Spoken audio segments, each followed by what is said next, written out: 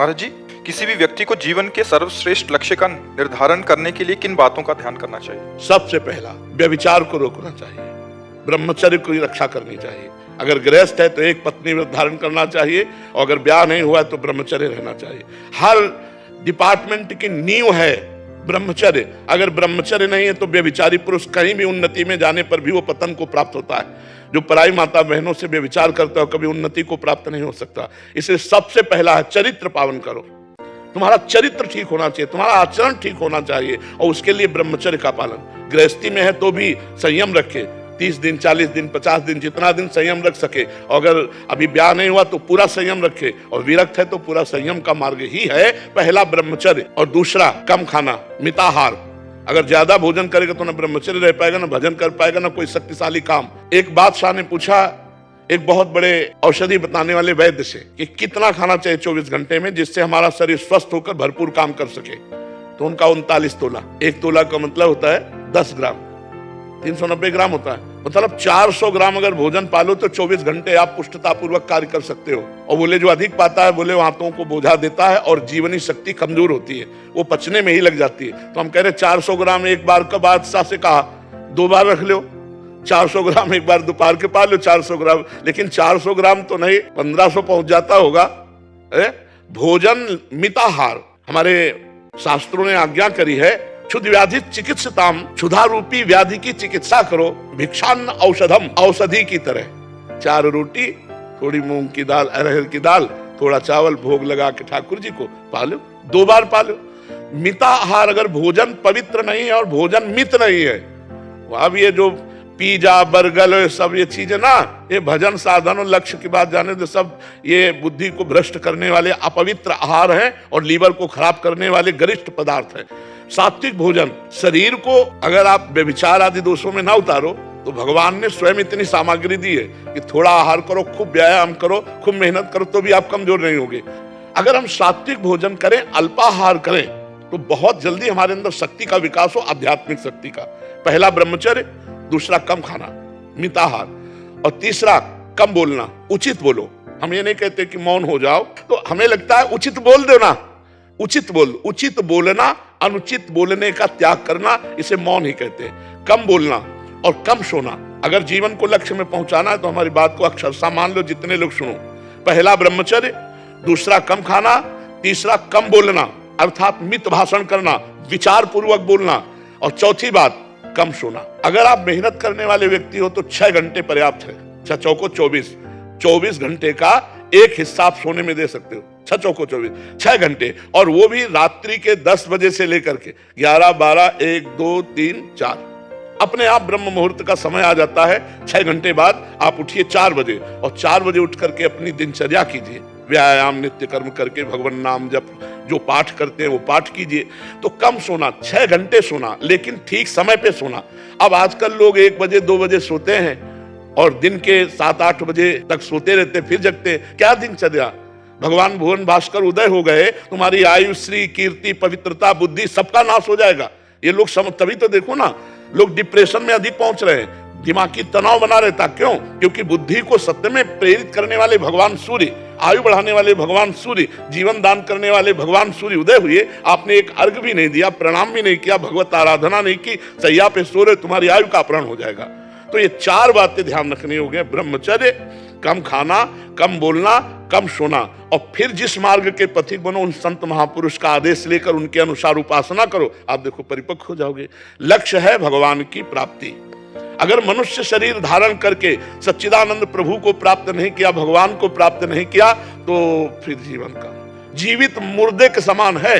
जिन हरि भगत हृदय नहीं आनी, जीवित सब समान दे प्राणी। लक्ष्य बनाओ भगवत प्राप्ति, और ऐसे चलो, देखो आनंद आ जाएगा।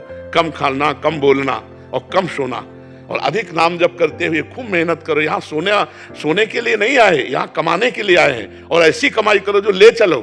क्या? नाम। ये रुपया, बैंक बैलेंस, ये जमींदारी, ये जितने भी डिग्रियां हैं और जितने भी पद है, सब यही रह जाने वाले प्यारे।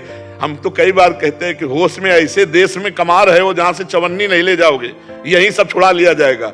अगर नाम जप किया वो तुम्हारे साथ जाएगा, नाम जप नहीं तो फिर जीवन निरर्थक है। कबीरा सब जग निर्धना, धनवंता नहीं कोई, धनवंता सोई जानिए जाके राम नाम धन हो। जो नाम जप रहा है वही धनी है जी।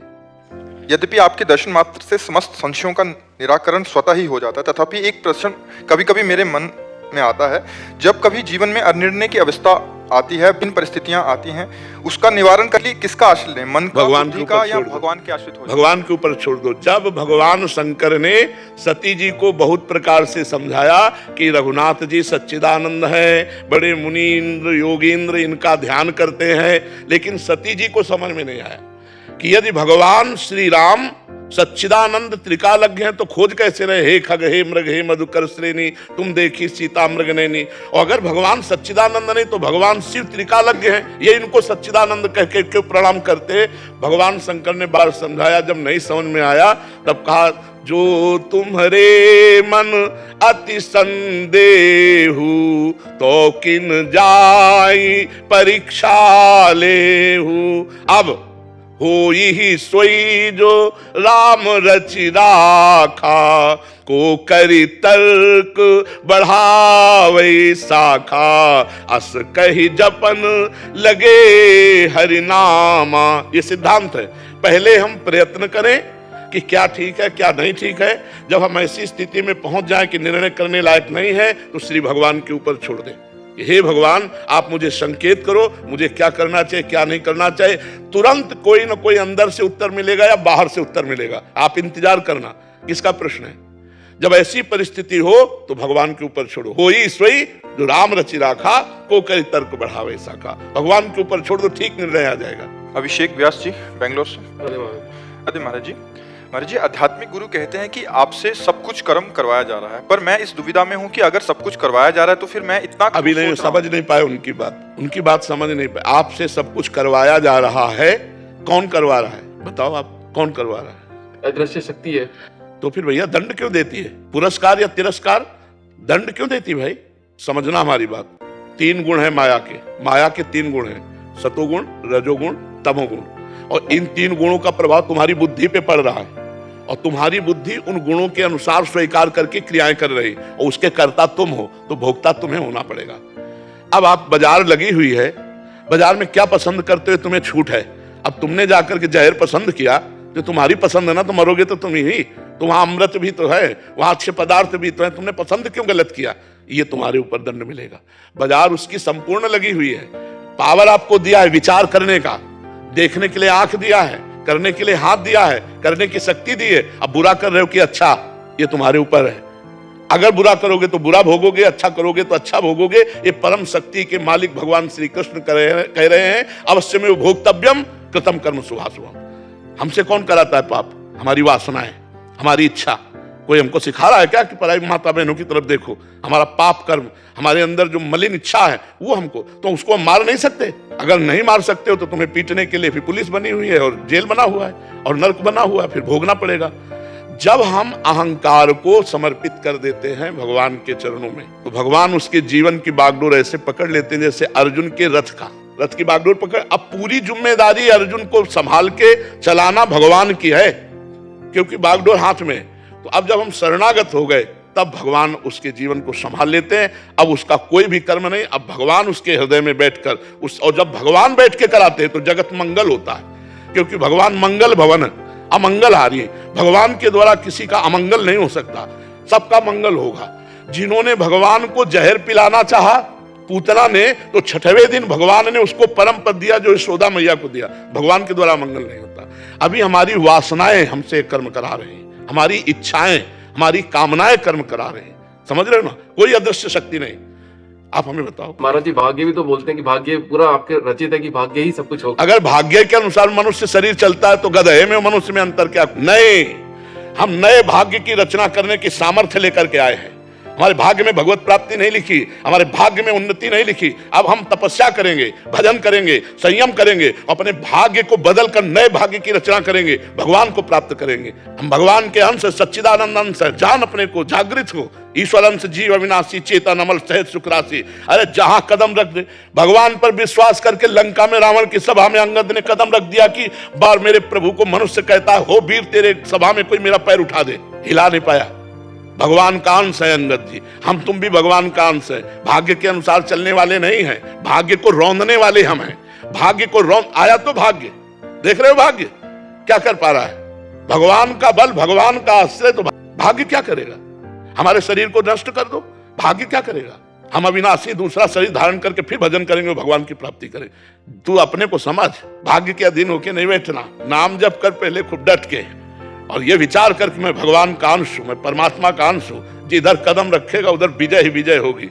अभी अहंकार से तो हार ही हार होगी प्यारे। जिधर भी तुम अहंकार करके जाओगे उधर माया तुम्हें परास्त करेगी। और भगवान का बल लेकर के नाम जप करते हुए कैसे लंका में प्रवेश हो रहे हनुमान जी महाराज, कैसे प्रवेश नगर की जय सब काजा, हृदय राखी कौशलपुर राजा। हृदय में प्रभु को अब जाओ, जो करोगे वो सब आनंदमय होगा। और जब प्रभु का काज करोगे ना, तो मुख प्रसन्न तन तेज विराजा, कीन्हे श्री राम चंद्र कर काजा। अभी वासनाओं के कार्य कर रहे हो, और जब उपासना का कार्य करोगे भगवत भाव से, तो विजय ही विजय, आनंद ही आनंद रहेगा। मान लो मेरी बात, समझ में आ रही?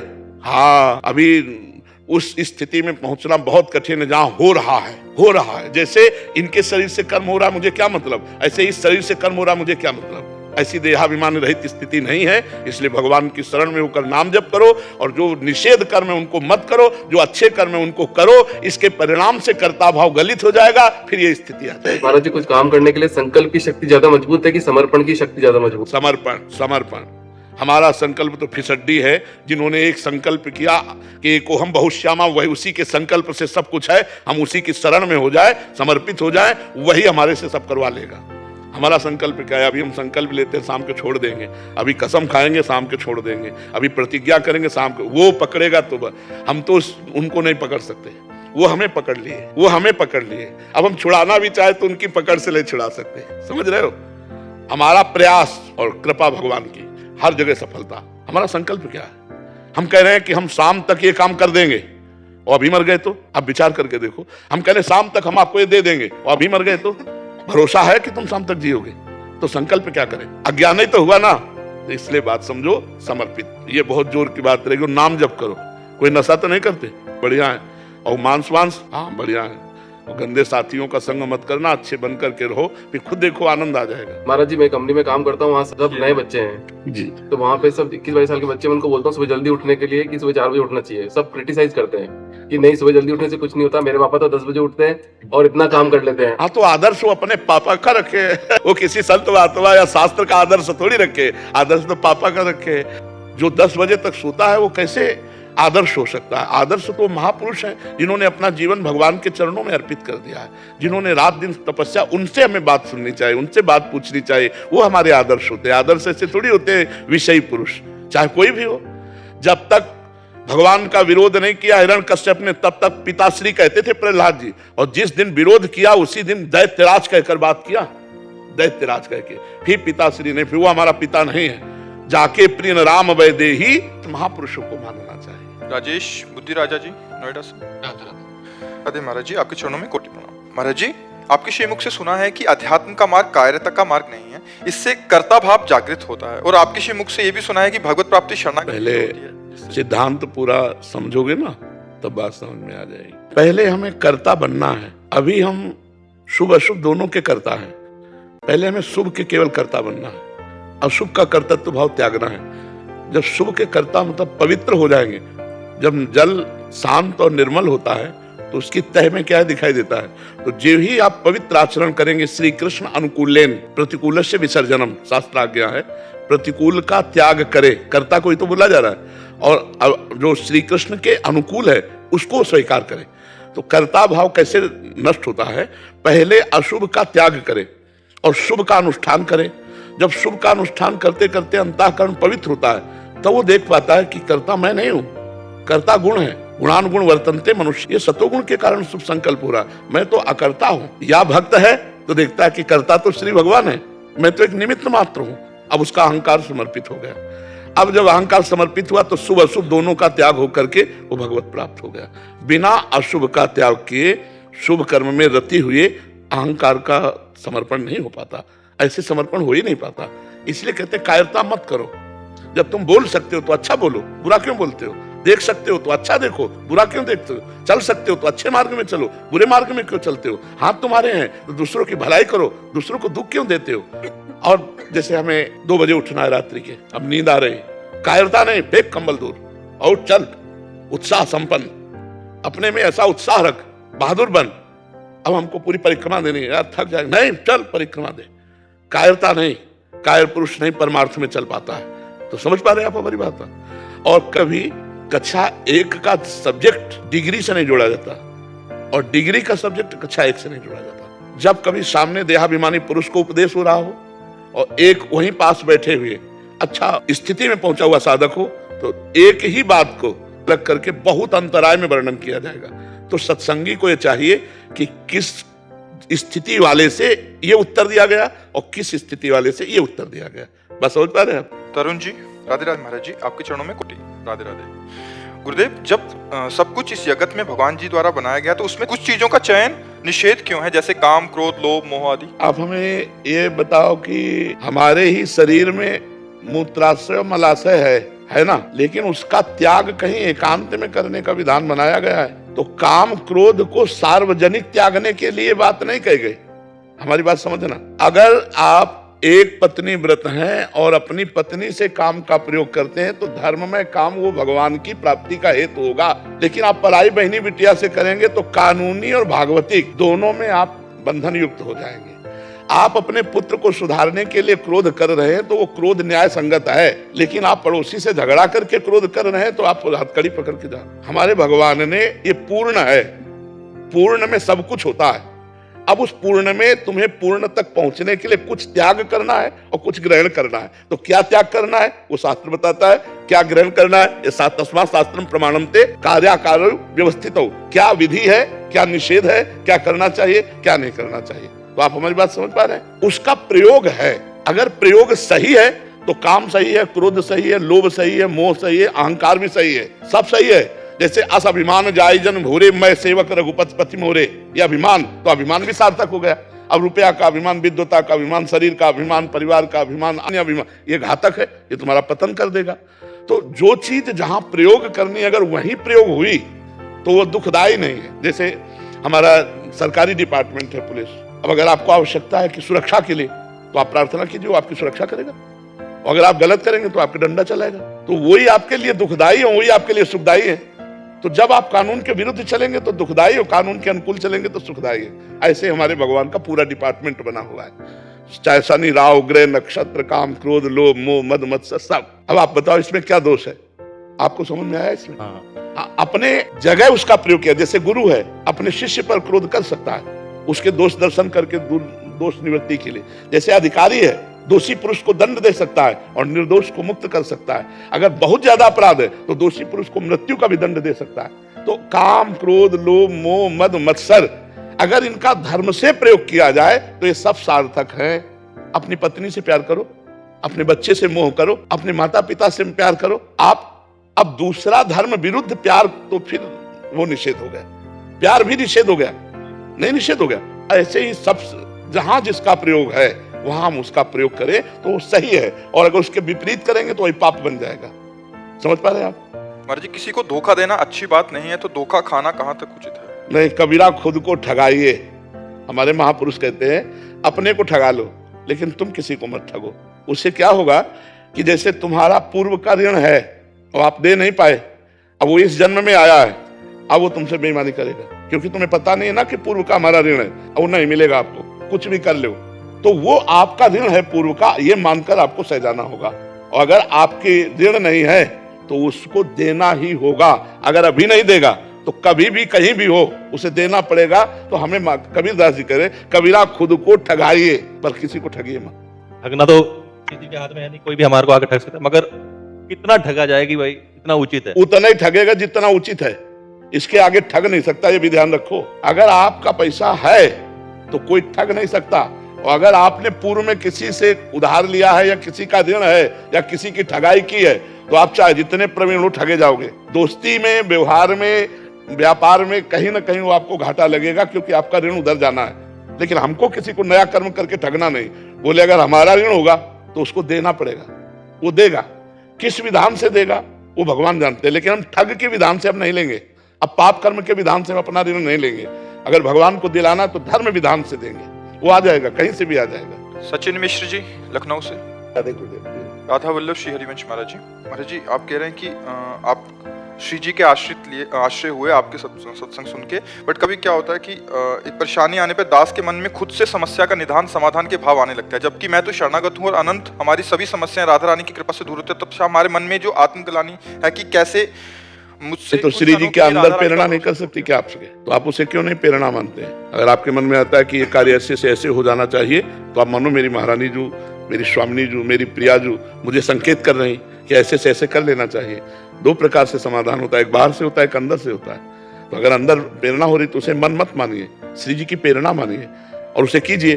और जब असफल हो जाइए, मान लो आपने प्रेरणा के अनुसार किया और असफल हो गए, तब आपको दिखाना था, अंदर सोचना कि आपको ये दिखाना था कि मैं कुछ नहीं हूं, आपके ही विधान से होता है। तो आपके द्वारा दी हुई हार भी हमारे लिए जीत के ही समान है। हम निराश नहीं होंगे और आपके चरणों का बल रखकर फिर आगे बढ़ेंगे, और हम आप पर अश्रद्धा नहीं करेंगे, फिर आगे बढ़ेंगे। इस तरह से चला जाता है। कभी मेरे इष्ट मुझे जानबूझ करके असफलता देते हैं, वही प्रेरणा देंगे और वही असफलता देंगे। अब तुम्हारे भाव देखेंगे, शरणागत हो। अगर आपको लगा कि ये क्या है, हमने तो आपकी प्रेरणा मान के किया, आपको आगे करके किया, तो फिर पूछेंगे शरणागत हो, किससे शरणागत हो? तन से, मन से, धन से, सब तुम्हारा, तो शरणागत किस बात के हो? भगवान श्री कृष्ण चंद्र जी गीता में कह रहे हैं, सुख दुखे समय कृत्वा लाभा लाभो जया जयो। सुख दुख में, लाभ और हानि में, जय और पराजय में समान भाव, वो शरणागत। हमारे प्यारे अगर मुझे हार दे रहे हैं तो जरूर कोई ना कोई हमारे को संदेश दे रहे हैं। कहीं ना कहीं हमारे असफलता का कारण हमारा प्रमाद है, कोई ना कोई जो हमारे अभ्यास की कमी है, कोई ना कोई हमारे चिंतन में कमी है, कोई ना कोई हमारे अहम के द्वारा ऐसी क्रिया हो रही है जिसको प्रियालाल हमारे दूर कराना चाहते हैं। भक्त कभी निगेटिव सोच नहीं सकता। अगर हृदय में प्रेरणा करें तो वही करें, ऐसा मानो। ठीक है, बड़ा सूक्ष्म विषय है, बड़ा सूक्ष्म विषय है, बस ऐसे ही बने रहना, वो आगे घसीटते जाएंगे, ज्ञान विज्ञान अंदर प्रकाशित कर देंगे। शरणागत की भगवान ऐसे रक्षा करते हैं जैसे बालक की रक्षा माँ करती। करो सदा जिन कह रखवारी, जिम बालक राखे महतारी। हर्षवीर सिंह जी लुधियाना से। महाराज जी राधे राधे। महाराज जी किसी का व्यवहार समाज के लिए या मेरे लिए सही नहीं है, ये जानते हुए भी मुझे उसे ठीक करने का प्रयास करना चाहिए या भगवान के ऊपर छोड़कर प्रारब्ध समझ ठीक करने चलेंगे तो झगड़ा। हमारा आचरण समाज के प्रति गलत नहीं होना चाहिए, हमारा हमारे प्रति और समाज के प्रति अच्छा होना चाहिए। हमारे प्रति मतलब इस शरीर का उन्नति हो अवनति ना हो। जैसे हमारा आचरण गलत हो गया तो इस शरीर को जेल भोगनी पड़ेगी ना, इस शरीर को डंडा भोगने पड़ेंगे ना। तो अपने लिए और समाज के लिए जो आचरण अच्छा हो वो हमें करना, बुरा आचरण छोड़ना। लेकिन कोई हमारा समाज को बुरा कर रहा है या हमारे प्रति बुरा कर रहा है, हम उसे सुधार सके इतनी क्षमता नहीं। अगर वो सुधरना चाहे तो सुधर सकता है, अगर नहीं सुधरना चाहता तो हम सुधार नहीं पाएंगे। आप क्या, हम नहीं सुधार पाएंगे और भगवान नहीं सुधार पाएंगे। आप कहोगे भगवान तो सर्व सामर्थ्यशाली है, तो दुर्योधन को समझाने गए कि नहीं गए कि यार भाई तुमने कहा था कि 12 वर्ष का वनवास से 1 वर्ष का अज्ञातवास करके आओगे, पूरा राज्य दे देंगे। आ गए, पूरा राज्य दे दो। बोले नहीं देंगे, बोले आधा दे दो। नहीं राजी हुआ, बोले अच्छा 5 गांव दे दो। कहा सुई अग्रे लेके सुई की नोक भर नहीं देंगे। तो भगवान ने कहा अब युद्ध ही चाहिए। भगवान के समझाए नहीं समझ पा रहा है दुर्योधन। तो हम तुम तो भगवान के रचे हुए हैं। अगर वो सुधरना चाहे तो सुधर सकता है, न सुधरना चाहे तो नहीं सुधारा जा सकता। इसलिए हम एक बार तो विनय कर सकते हैं कि आप गलत मार्ग का अनुसरण कर रहे हैं, आपके आचरण गलत हैं। अगर वो उसका प्रतिकूलता पूर्वक उत्तर देता है तो हमें हट जाना चाहिए। और अगर लगता है कि इसमें थोड़ी श्रद्धा है हमारी बातों की तो प्रयास कर देना चाहिए। अगर सुधरना ना चाहे तो हम किसी को सुधार नहीं सकते। जो सुधरना नहीं चाहते उनको सुधार सकता है दंड विधान, दूसरा कोई नहीं। मतलब महाराज जी समाज के भी कुछ लोग अगर जानते हैं कि वो समाज के लिए चीजें सही नहीं है, बट फिर भी वो होने देते हैं उन चीजों को, ये सोचते हुए कि अभी कुछ नहीं किया जा सकता चीज को लेके। हाँ, या तो आप सरकारी सहयोग लीजिए। आप स्वयं करेंगे तो अपराधी आप भी तो ठहर जाएंगे ना। अपराधी को दंड देने लगेंगे तो ये भी तो अपराध है, हमारा कानून दंड देगा। या तो आप सरकारी सहयोग लीजिए, आप उतरिए इस बात पर इसके लिए बहुत खतरे हैं। नहीं खतरे, आप में अध्यात्म बल हो तो फिर आप जीत सकते हो। और संसार में 1000 आदमी में 100 आदमी ऐसे होंगे जो ठीक से चलने की कोशिश कर रहे हैं और 10 ऐसे होंगे जो ठीक से चल रहे हैं। बका शेष मनमानी देख लीजिए, 1000 आदमी में 100 ऐसे होंगे जो ठीक से चलने की कोशिश कर रहे हैं और 10 ऐसे होंगे जो ठीक से चल रहे हैं। शायद और भी लंबा आंकड़ा हो सकता है कि 10,000 आदमियों में कोई 100 ठीक से चल रहा हो। नहीं, प्रायः मनमानी चलना अच्छा लगता है। हमारा मन जो कहे वही करें, हमारा जो मन कहे वही खाएं, हमारा जो मन कहे वही देखें, ऐसा शास्त्र आज्ञा संत आज्ञा, ये नहीं देखना, ये नहीं खाना, ये नहीं पीना, ऐसे चलना, ऐसे कोई बिरला ही होता है। महाराज जी आपका तो बहुत भौकाल है, बहुत दुनिया सुधर गई है आपके प्रवचन से। और जब से आप बोलते हैं ना, मैं दिल्ली में रहता हूँ, वैसे ब्रजवासी हूँ, नजदीक से ही हूँ, पर भौकाल का भैया मतलब क्या? भौकाल को मतलब यही है कि आदमी मन से करना चाहता है फिर भी डरता है कि प्रेमानंद जी आंखों के सामने आ जाते हैं। मैं आपको अपनी बता रहा हूँ, अच्छा पहले गलत काम करने में संकोच नहीं होता था, लेकिन जब से आपको सुनते हैं, जब से ऐसा डर लगता है प्रेमानंद जी दिखते हैं, जिधर भी देखो प्रेमानंद भगवान महाराज की बड़ी आ जाते हैं। कृपा है। तो ऐसा नहीं है आपने मतलब अब 1000 में से 10 नहीं महाराज जी, मैं तो सोचता हूँ कि मेरी संगत के हिसाब से 1000 में से 500 लोग ऐसे हैं जो आपके डर से या आपके प्यार से, जो आपकी ललिता से, प्रेम से, कुछ भी कह लो, पर सुधर गए। अब हम आपको बताएं, ये ठाकुर जी की कृपा है। अरे ठाकुर जी आप जिंदे जीते जी ठाकुर जी हो, मैं सही बताऊं आपको देख के आंखों में से आंसू निकले बाबा। तो आपके नहीं, आपका मोह और आपका जो प्रेम है और जो आप जीते जागते भगवान हो ना, आपको देखने के लिए इतने व्याकुल दर भटक रहे हैं हम। तो सही बताएं, आपको आज दर्शन हो गए, किसी का आंसू इतने आ रहे हैं। प्रभु जय हो। अजय कुमार जी दिल्ली से। श्री हरिवंश महाराज। श्री हरिवंश महाराज जी, आपके चरणों में कोटि नमन। महाराज जी, मैं दिल्ली में सरकारी विद्यालय में शिक्षक हूँ। श्री जी की कृपा से मैं कक्षा के सभी विद्यार्थियों को भगवत स्वरूप मानकर शिक्षण कार्य करता हूँ और सेवा तथा प्रेम भाव के साथ व्यवहार की प्रेरणा हमेशा रहती है। किंतु कभी विद्यार्थियों की शिक्षा तथा व्यवहार को सुधारने के लिए कठोर व्यवहार भी करना पड़ता है, परंतु उसके बाद मन में बहुत ग्लानि भर जाती है। ग्लानि नहीं होनी चाहिए, कर्तव्य का पालन करने वाले को ग्लानि नहीं होती। जैसे गुरु अपने शिष्य के दोषों को देखकर उसकी दोष निवृत्ति के लिए दंड विधान करता है, तो ग्लानि का विषय नहीं, वो सेवा का विषय है।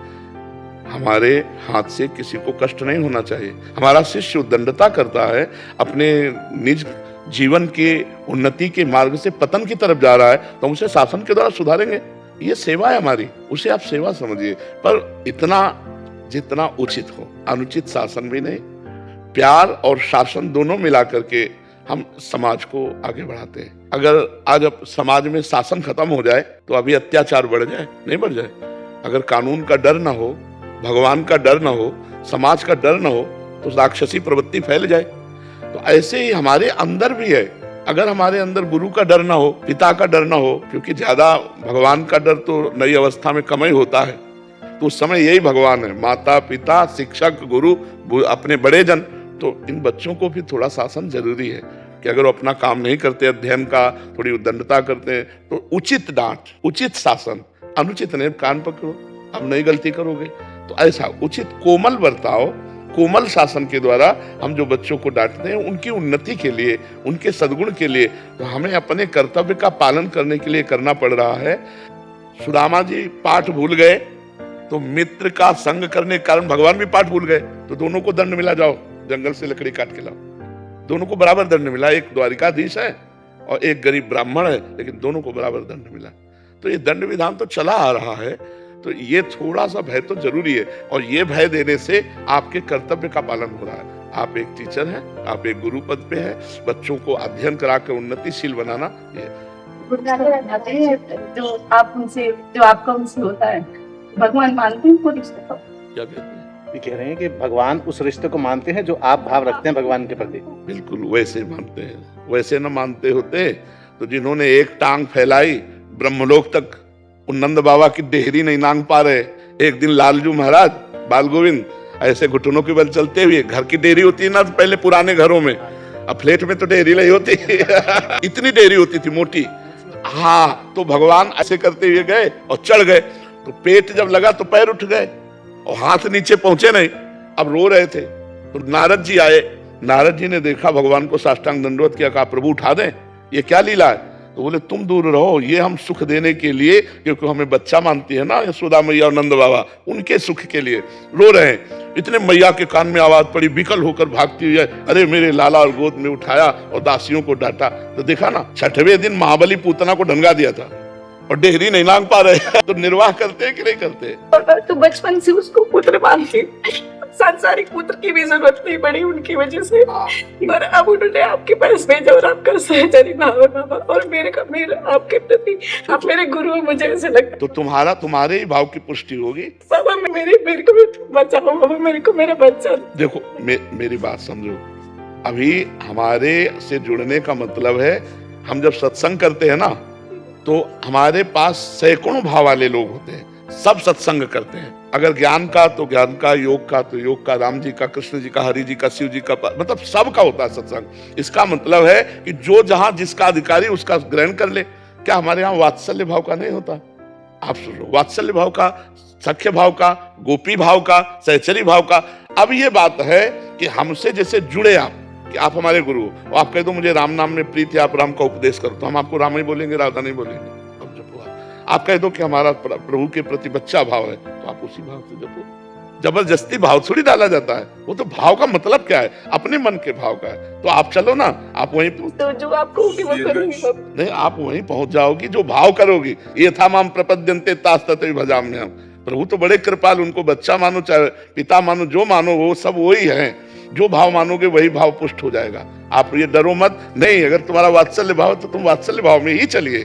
कितने ऐसे अलग नाम जपने वाले लोग जुड़े हुए हैं, अलग सब भाव कि हम गुरु आप ही को मानेंगे, पर हमारी रुचि राम नाम में, तो भैया आप राम नाम जपो। हमें पता है कि वारी कहो, तोए कहो, जल कहो, पानी कहो, वाटर कहो, वो एक ही बात है कि नहीं? जो समझ रहा है वो समझ रहा है कि हम एक ही बात कर रहे हैं। मतलब उनका वारी, एक बोला जल, एक बोला तोय, एक बोला वाटर, एक बोला पानी, तो सब एक ही जल के तो ही पर्यायवाची शब्द हैं। ऐसे ही राम कृष्ण हरि शिव दुर्गा उमा जितने नाम हैं सब एक ही तत्व के हैं। तत्व दो नहीं है, तत्व एक ही है। उसके रूप, उसका दुलार अलग है।